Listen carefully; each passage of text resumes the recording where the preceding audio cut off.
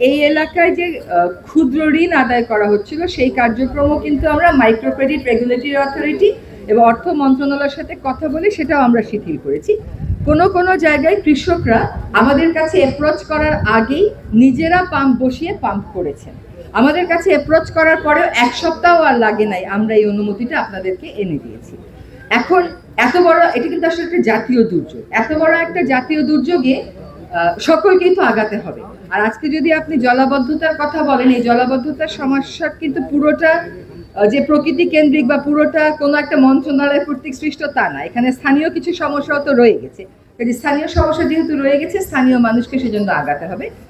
ঠিক কোন পথে ভবদহের জলাবদ্ধতার সমাধান হবে এটা এই মুহূর্তে এখানে দাঁড়িয়ে আমার বলা ঠিক হবে না। তার কারণ হচ্ছে এখন জনগণের সাথে, যারা ভুক্তভোগী তাদের সাথে কথা বলার প্রক্রিয়াটা শুরু হয়েছে। এটার বিভিন্ন মতবাদ আছে, সেই মতবাদের পক্ষে বিপক্ষে মতামত আছে, কিন্তু বৃহত্তর জনগোষ্ঠীকে যে বিষয়টা সমাধান দেবে আমরা নিশ্চয়ই সেই সমাধানের পথেই হাঁটবো। কোনো একক সমাধানের কথা এখন আমার পক্ষে বলা। ভূমিকা মানুষ প্রতিবেশ এবং পরিবেশ, আমাদের প্রকল্প তো এখনো হয়নি। প্রকল্প যখন হবে তখন কি থাকবো আপনারা মতামত দেবেন, সেভাবে থাকবে। কিন্তু আমাকে একটা কথা বলেন, এই যে হরি নদীটাকে আমি খনন করতে বললাম, দেখা গেল হরি নদীর চারপাশে আপনার ইট ভাটা আর ধানের জমি। এই সমস্যা তো আমরা সৃষ্টি করি নাই। আপনি যখন বলেন যে গাছ থাকছে না, এই ইট ভাটাগুলো তো সরকারি ইট ভাটা না, তো এই ইট ভাটাগুলো যারা দিয়েছে এই প্রশ্ন তাদেরকেও তো করতে হবে। হেক্টর বড় হয়, আমরা 17,000 হেক্টর জমি সকলের সম্মিলিত প্রচেষ্টায় আবার ধান চাষের আওতায় আনতে পেরেছি। আমরা আজকে ওই ধান চাষের আনন্দটুকুন যেমন দেখতে এসেছি, একইভাবে ভবদহের মানুষের সাথে কথা হবে। আজকে যদি অল্প কথাই হবে, ভবদহের সমস্যাটার চিরস্থায়ী কি সমাধান করা যায় এটা নিয়ে আমরা চিন্তা ভাবনা শুরু করেছি। আমরা আমাদের যে ফিজিবিলিটি স্টাডি করতে হয় ওই স্টাডি করার কাজ শুরু করে দিয়েছি। আমরা আমাদের সাথে আমাদের কৃষি এবং স্বরাষ্ট্র উপদেষ্টা মহোদয় আছেন, দুর্যোগ উপদেষ্টা মহোদয় আছেন, আমাদের বিদ্যুৎ উপদেষ্টা মহোদয় আসতে পারেননি দেশে থাকার কারণে, আমাদের হাফিজ ভাই আছেন, আমাদের ডিসি এবং কমিশনার যারা আছেন, যারা পানি উন্নয়ন বোর্ডের পরিশ্রম করেছেন তারা সকলেই আছেন। আমরা আপনাদের সাথে কথা বলার উদ্দেশ্য হচ্ছে দুটা জিনিস। একটা জিনিস হচ্ছে আপনাদেরকে এই বার্তা দিয়ে দেওয়া যে আমাদের সরকারের কয়েকটা মন্ত্রণালয়ের সম্মিলিত প্রয়াসের কারণে আসলে আমরা এই 17,000 হেক্টর এলাকাকে আপাততের জন্য পানি মুক্ত করতে পেরেছি। আগামীতে আমাদের দুইটা কথা ভাবতে হবে। এটা অনেক দিনের লম্বা সমস্যা এবং সমস্যাটা দিন দিন আরো জটিল হয়ে গেছে।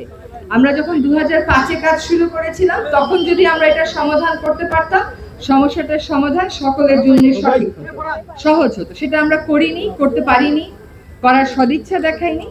এখন বর্তমান অন্তর্বর্তীকালীন সরকার ভবদহ সমস্যার চিরস্থায়ী সমাধান কিভাবে করা যায় সেটা নিয়ে সকলের সাথে কথা বলবে। সকলে, পক্ষ বিপক্ষ এসব কোনো কিছু দেখা হবে না, সকলের সাথেই কথা বলা হবে। তারপরে বিশেষজ্ঞরা যেই কথাগুলো বলবে জনগণের মতামত নিয়ে সেই বিশেষজ্ঞদের মতামতের আলোকে আমরা চেষ্টা করব চিরস্থায়ী সমাধানের পথে অন্তত কাজটা শুরু করে দিয়ে যেতে। আর এই বছর বর্ষায় যেন গত বছর বর্ষার মতন দুর্ভোগ না হয় সেজন্য অন্তর্বর্তীকালীন কিছু কাজ আমরা হাতে নিয়েছি। যেমন আমডাঙ্গা খাল খনন, এটা নিয়ে বলতে পারেন যতটা চওড়া করে খনন করার কথা ছিল ততটা চওড়া করে খনন করেন নাই। ততটা চওড়া করে খনন করতে গেলে আমাদের অনেক সময় লাগবে। আবার হরি, ভদ্রা আর আপার ভদ্রা, এই তিনটা নদীও খননের কাজ আমরা শুরু করে দেব। এটা বাংলাদেশ সেনাবাহিনী করবে। সেখানে আপনারা হয়তো বলতে পারেন যতটা চওড়া করে যতটা গভীর করে করার কথা ছিল ততটা গভীর করে হয়নি, কিন্তু হবে। ওই যখন চিরস্থায়ী সমাধানটা হবে তখন ওইটা হয়ে যাবে। আপাতত গত বর্ষার মতন যেন আর পানি না জমে সেটার জন্য বাংলাদেশ সেনাবাহিনী এই নদীগুলোকে খননের কাজ শুরু করে দেবে এবং আমরা আমডাঙ্গা খাল এর খননের কাজটা শুরু করে দেবো।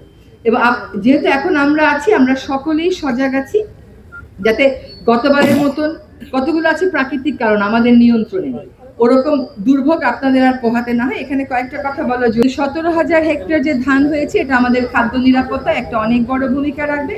এখানে বিএডিসি একটা ভূমিকা পালন করেছে। আমাদের